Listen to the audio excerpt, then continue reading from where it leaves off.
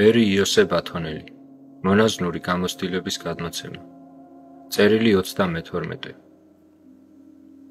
და ისევ მოვდივარ შენი მდაბალი მამა, რომ სიტყვებით გაგამხნევო. აღდეგი შვილო სიზარმაცის ძილისგან, შეისმინე ჩემი და აღარ დაიძინო. გამოფხიზდი და მოწყენილობის რული ჩამოიფერთხე.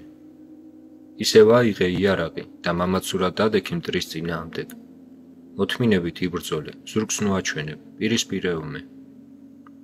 ჩვენთვის უმჯობესია გამარჯვებულები დავეცეთ ბრძოლაში, ვიდრე დავმარცხდეთ. ჰოი საოცრებათა საოცრება, ერისკაცები მთელი ღამე წვალობენ ორი თევზის დასაჭერად. ჭამენ ან ყიდიან მათ და ამით გააქვთ თავი.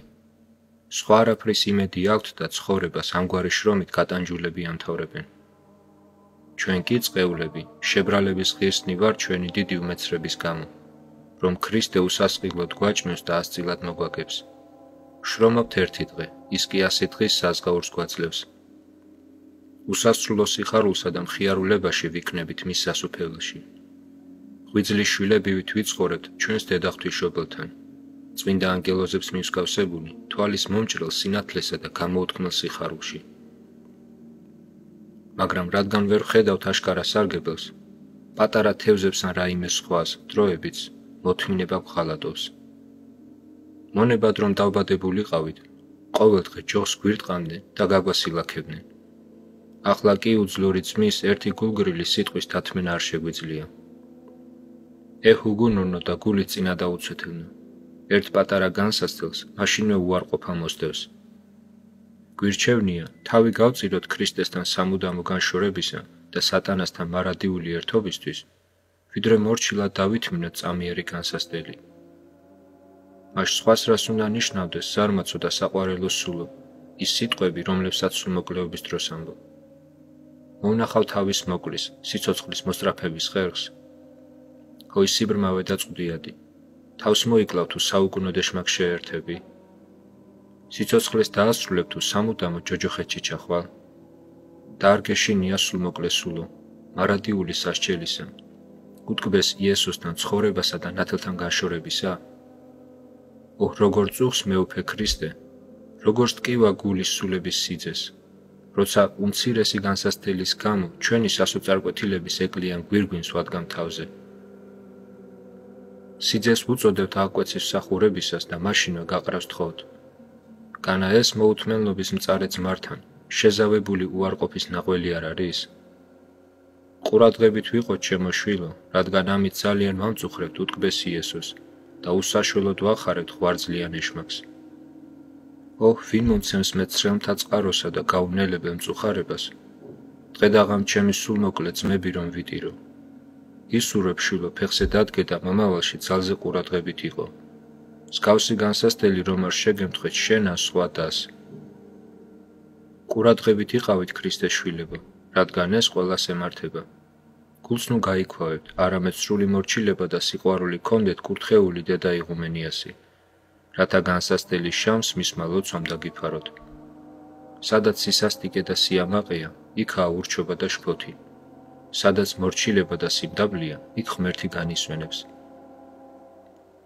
ღვთივგამბრძნობილი მამები ამბობენ, დაცემას წინ უძღვის ამპარტავნება, ხოლო მადლს სიმდაბლე.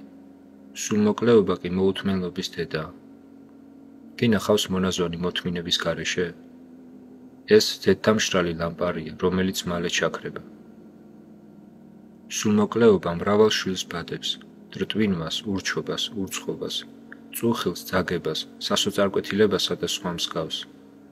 ამპარტავნება და სისასტიკე ღვიძლითები არიან, რომლებსაც ათასობით შვილი ჰყავთ და ყველანი იმისთვის ერთიანდებიან, რომ სული წარწმუნდონ. ყოველივე ამას ერთი დარტყმით ანადგურებს სიმდაბლე და სრული მორჩილება. ამრიგად შვილო იზრუნე ნეტარ მორჩილებაზე, დაემორჩილე სრულიად, რადგანაც ახლა, როცა მტერმა შეიტყო, რომ ადვილი დასამარცხებელი ხარ, ის გაისეირნებს და მობრუნდება.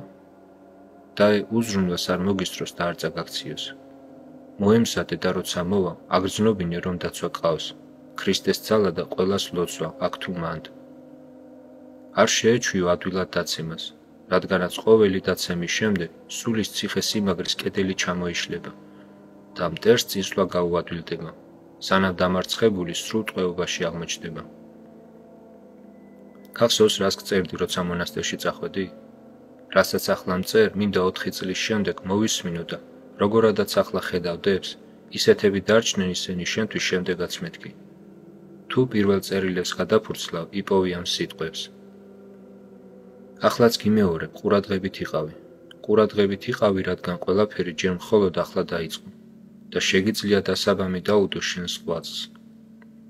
მაგრამ თუ თავს არ აიძულებ, მოვა დრო, როცა კიდეც რომ მოინდომო, ვეღარ შეძლებ იმის გაკეთებას, რასაც ახლა ხელიდან უშვებ. შენი ობოლი დადე, რომ ღმერთმაც 1000 ტალანტი დადოს. დაემხე მიწად იქეცი, რომ შენზე იარონ, კვიროსად გადაიქეცი. შეიმუსრე გული და სულიერი ტკივილით ატირდი, რომ ღმერთმა შეგიწყალოს. მეც ყოველდღე ვტირი, მაგრამ ქრისტე შენ ცრემლებსაც ითხოვს. მას ასე გაიღვიძე და სულმოკლეობა მოიშორე. ერთხელ დაამარცხე მტერი, რომ უფლის ძალით მისი დამარცხება ისწავლო. გამარჯვება მოთმინებაა, გამარჯვება სიმდაბლეა, გამარჯვება მორჩილებაა. ისიც იცოდე, რომ მას თუ რჩევად აქვს დახვეწილად ეომოს მოღვაწეებს და როცა ვერანაირი ხერხით ვერ შეძლებს მათზე გამარჯვებას, შემდეგ ცხოვრების ბოლომდე სნეულებებს უგზავნის და ხშირად ადამიანს მთელი სხეულის ტკივა ერთიან ჭრილობად იქცევა, მაგრამ ამ დროს უკვე ახლოსაა აღსასრული და მოსვენება.